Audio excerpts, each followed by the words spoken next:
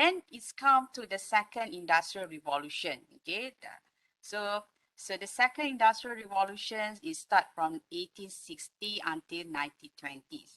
Okay, so during this time, okay, there is a lot of new technologies coming. Okay, uh, so more and more technologies are coming from the science and scientific progress. Okay, so if you can still remember our the first topics, we discussed about the knowledge. Okay, kalau if you still remember my first video in this, okay, lectures, okay, before coming to my class.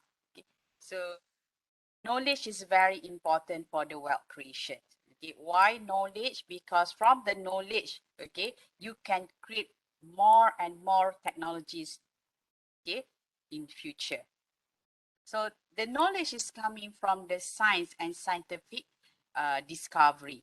Okay, so with the science and scientific progress is boost, okay, by the developments of the oil industry. Okay, but why? Because scientists need they discover, okay, natural resources that we can call it as the petroleum, kan?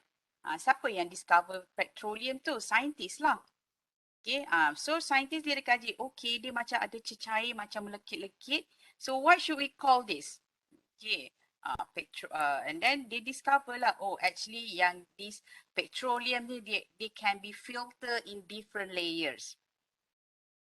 Kan? Minyak tu dia filter different layers kan? Okay, so the first layers tu bila dia filter, dia ada discharge dia. So discharge dia, dia akan buat yang kita panggil bitumen tu kan? Bitumen tu yang buat tar jalan raya tu. Okay, that will be the use of the filter. Okay, so and then the second filter, the third filter, fourth filter until at the end of it. Okay, so at the end of it tu dia akan dapat gas. Kan? Gas tu pun ada beberapa peringkat gas. Ada gas yang boleh membunuh. Okay, ada gas yang boleh digunakan untuk memasak. Okay, so all these kinds of things, okay, that the scientists discover can be used for the business purpose. Okay, minyak yang filter, okay, daripada kita panggil natural petroleums tu, okay, yang minyak yang dia filter juga ada beberapa peringkat. Okay, so minyak yang paling tinggi peringkat dia adalah minyak jet, and it's very expensive. So kita punya minyak kereta tu pun dia ada beberapa layer. Sebab tu you ada diesel, you ada RON 95, you ada RON 97. And the price also different. The performance also different.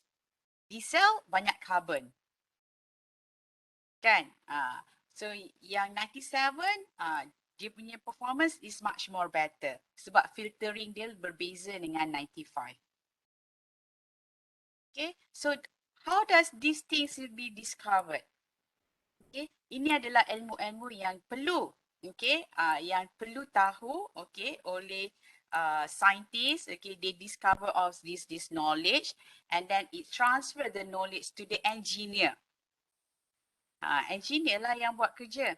So engineer yang filter all those resources, and then it sells to the salesman lah, business person. Okay, so business person yang market, okay, all these products to the consumer.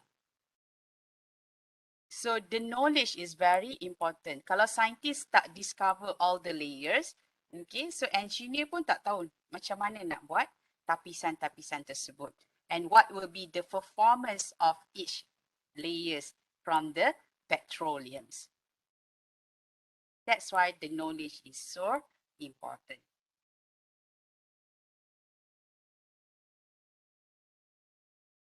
Okay, so during the second industrial revolutions, kita ada mass productions. Okay, so kita ada Ford car. Okay, the first company. Okay, the first car in the world. Okay, is made by Ford. Okay.